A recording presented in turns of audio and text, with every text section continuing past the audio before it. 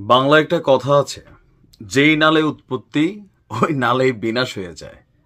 আমরা গণমাধ্যমে আওয়ামী লীগের সময় দেখতাম যে ছাত্রলীগের হাতে অনেক সময় আওয়ামী লীগের নেতারা লাঞ্ছিত হইতো।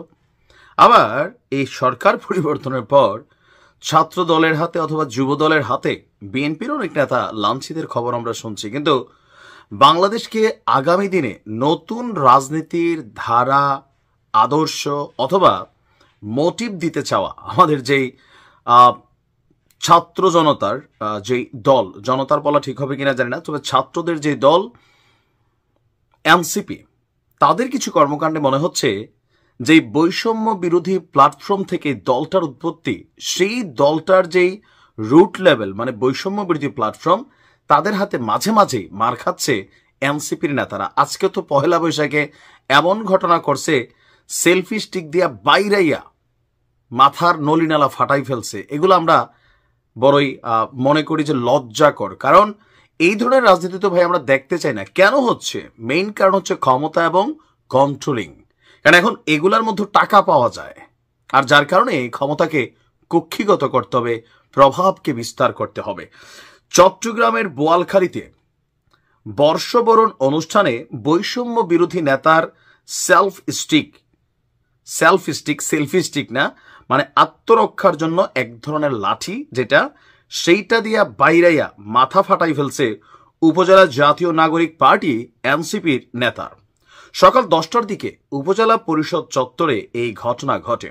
আহত নেতা হলেন উপজেলা এনসিপির সদস্য নাজমুস সাকিব তামিম।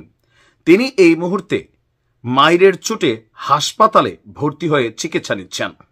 জাতীয় নাগরিক পার্টির সদস্যদের মাঝে এই মুহূর্তে উত্তেজনা বিরাজ করছে। হামলার প্রতিবাদে তারা আজ দুপুর 12:30টার দিকে উপজেলা সদরে বিক্ষোভ মিছিল করেছেন।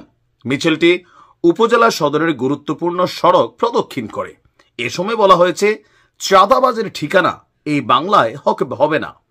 নাজমুস সাকিমের উপর হামলা কেন? প্রশাসন জবাব চাই, জবাব দিতে হবে। প্রত্যক্ষদর্শীদের বক্তব্য, উপজেলা পরিষদ চত্বরে উপজেলা প্রশাসন বর্ষবরণ অনুষ্ঠানের আয়োজন করে। অনুষ্ঠান চলাকালে বৈষম্য বিরোধী ছাত্র আন্দোলনের দক্ষিণ জেলা যুগ্ম আহ্বায়ক মোহাম্মদ শাকিলের সঙ্গে এনসিপির সদস্য মোহাম্মদ জামিমের কথা কাটাকাটি হয়। এর জেরে এক পর্যায়ে শাকিল এবং জামিমের মধ্যে হাতাহাতির ঘটনা ঘটে। এনসিপি নেতা তামিম উভয়কে শান্ত করতে গেলে শাকিল সেলফ স্টিক দিয়ে তার মাথাতে আঘাত করে। এতে তিনি গুরুতর আহত হন এবং উভয় পক্ষেই উত্তেজনা ছড়িয়ে পড়ে। নাজমুস সাকিব বলছেন, সাকিব পরিকল্পনা করেই সেলফ স্টিক নিয়ে আসছিল। সে ইচ্ছাকৃতভাবে হত্যার উদ্দেশ্যে আমার মাথায় একের পর এক বাড়ি মারে, আর এক পর্যায়ে সে মাটিতে পড়ে যায়। বাট শাকিরের বক্তব্য, বর্ষবরণ অনুষ্ঠানে আমার ছোট বোন জান্নাতুল রেখা ঝর্ণাকে নিয়ে আমি উপস্থিত হই। এ সময় আমাকে নাগরিক কমিটির কয়েকজন পূর্ব পরিকল্পিতভাবে টেনে হেস্টে কিল ঘুষি মেরে আহত করেন। আর ওসি সাহেব বলছেন, দুই পক্ষকে তিনি শান্ত করার চেষ্টা করছেন। এখন এই ধরনের দৃশ্যপট যখন আমরা দেখি, তখন আমাদের মধ্যে প্রতিক্রিয়াটা কি হয়, বা আমরা কোন ধরনের রাজনীতির দিকে আগামী দিনে যাচ্ছি, সেটাই চিন্তার বিষয় হয়। কি পরিবর্তন আসবে? কোটি টাকার প্রশ্ন। আসসালামু আলাইকুম।